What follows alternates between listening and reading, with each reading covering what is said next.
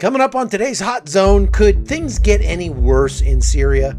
And we finally have a winner of the elections in Afghanistan. That's all coming up on today's podcast. This is the Hot Zone.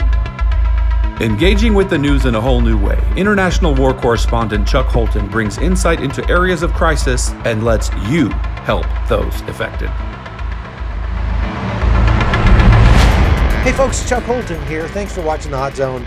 I hope you'll like and share it with your friends. Please go do that right now. Just pause it, go and hit like and hit subscribe, share it with your friends because we want this thing to grow.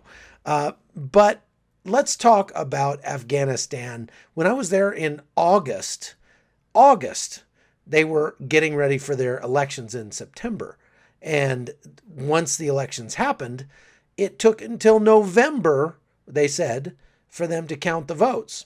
But it didn't happen in November. It didn't happen in December. It didn't happen in January. They just now announced the winner of the election. And by a razor-thin margin, Ashraf Ghani, the former president, the incumbent, actually won the election, according to third-party independent observers, by a margin of, he got 50.96% of the vote. I mean, just a razor-thin margin. Now, the number two guy, Abdullah, he got like 39% of the vote, but he is saying, no, I'm not going to accept that. I'm going to be the new leader of Afghanistan. And so even though the United States just brokered a deal with the Taliban to reduce the violence, notice they said reduce the violence. They didn't say eliminate the violence. That makes no sense to me. But suffice it to say, we just inked a deal with the Taliban where they promised to reduce the violence, and so that we can finally get our troops out of there after it becoming the longest war in American history. But now I would say we might be seeing a lot more violence in Afghanistan after these elections because it's now disputed. The incumbent won, but the challenger is refusing to concede, and so things are just going to be a mess. Here's a little package I put together when I was there in August talking about the violence and the elections. I'm standing right at the entrance to Kabul University where a big car bomb went off about 3 weeks ago. The Taliban has been stepping up attacks inside Kabul and around Afghanistan to try to use them as a bargaining chip in the peace negotiations, of all things, which is kind of ironic. But the bottom line is that everybody wants this war to end. The Taliban want the U.S. troops to leave. U.S. troops would love to leave, but it's more complicated than that. We've got to figure out how to end the war and not simply stop it. Because when you just declare the war stopped and don't actually win, then what that means is that it's going to come back to bite you later. Reference Korea and even Germany and any place else where we've fought a war and haven't decisively ended that war.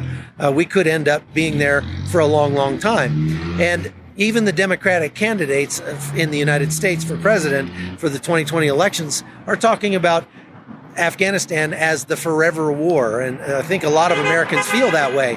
But you have to understand there's more to it than just Afghanistan, because having troops here gives us a base to contain Iran right next door. And consequently, on the other side of Iran, in Iraq, having troops at bases there kind of allows us to bracket that country and sort of keep them contained. That is an important factor. And so I think for a long time to come, we're going to need to have troops, at least a few, in both places, here in Afghanistan and also in Iraq. At the end of July, there was a massive car bomb that went off this building right behind me.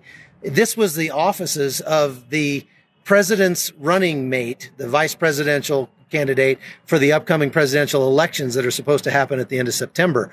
And the two people were killed initially, and then gunmen stormed this building, and dozens and dozens were hurt, including the vice presidential candidate himself.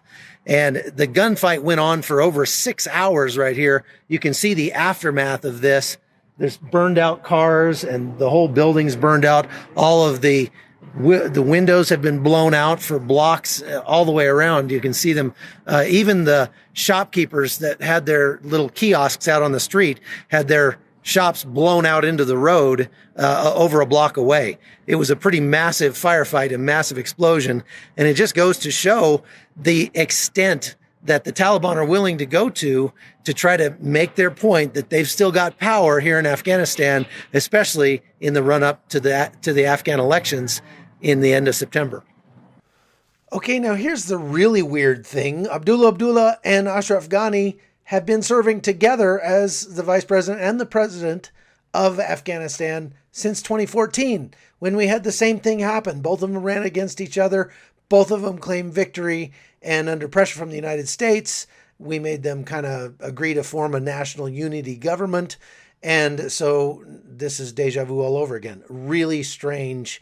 And it kind of makes you, even though the United States election process is a mess, it's very contentious, it's very divided, and it seems like everybody hates each other right now, it's still better than Afghanistan. So there's that.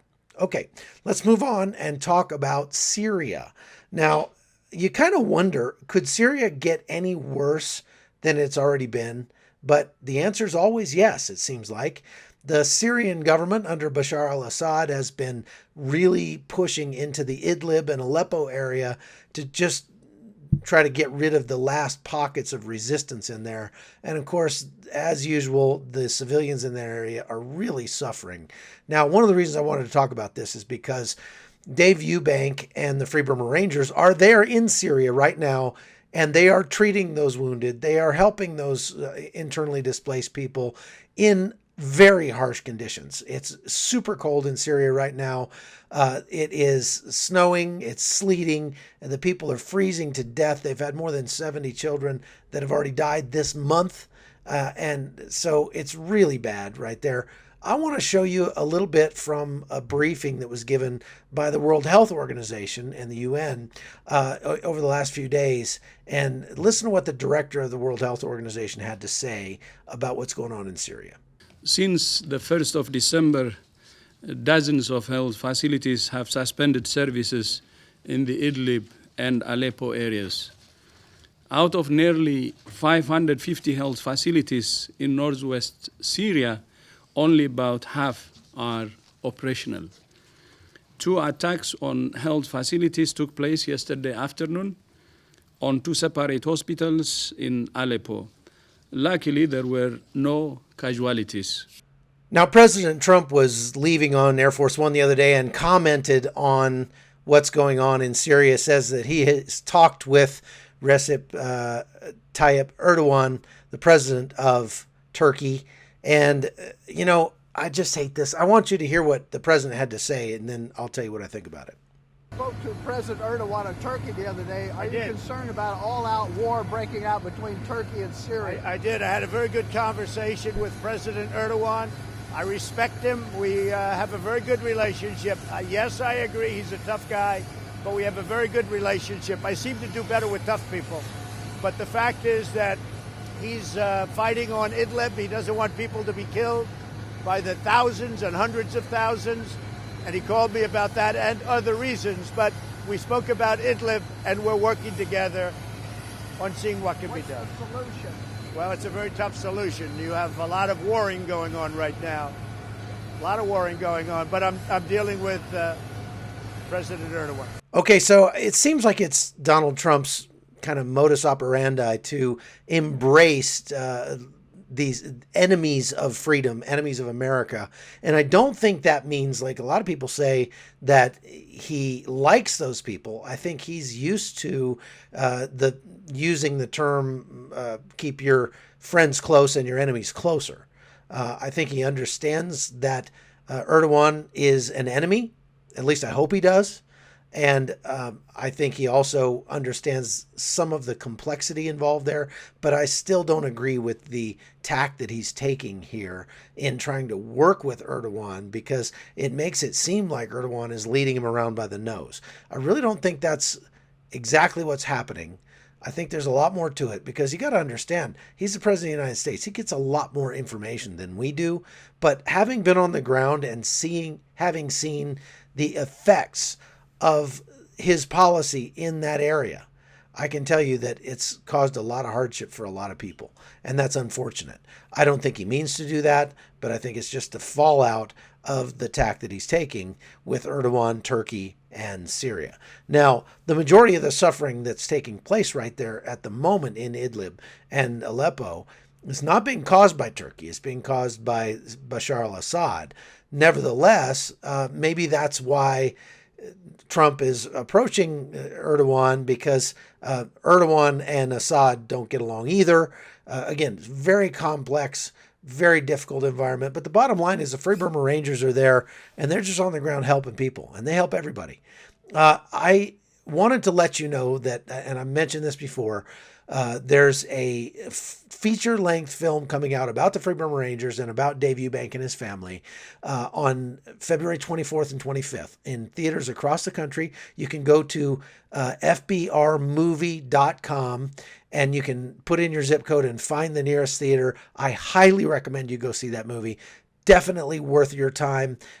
Some of the footage in there may or may not have been filmed by me, but maybe not. I don't know. The bottom line is I haven't actually seen the whole thing yet, and I'm going to see it here in Reno on the 24th. So I'll probably have a review of that after the movie comes out, and I really highly recommend you go see it. It's going to be a great flick about a great man and his family. One of the most impressive human beings on planet Earth, as far as I'm concerned, is Dave Eubank, and his family's not far behind. So that's all I've got for the Hot Zone today, folks. Thanks for watching and being a part of it. I hope you, again, please share it with your friends. I'll be back again on Friday. Have a good week. See you. The Hot Zone is produced by Amy Holton and Livefire Media. Copyright 2019.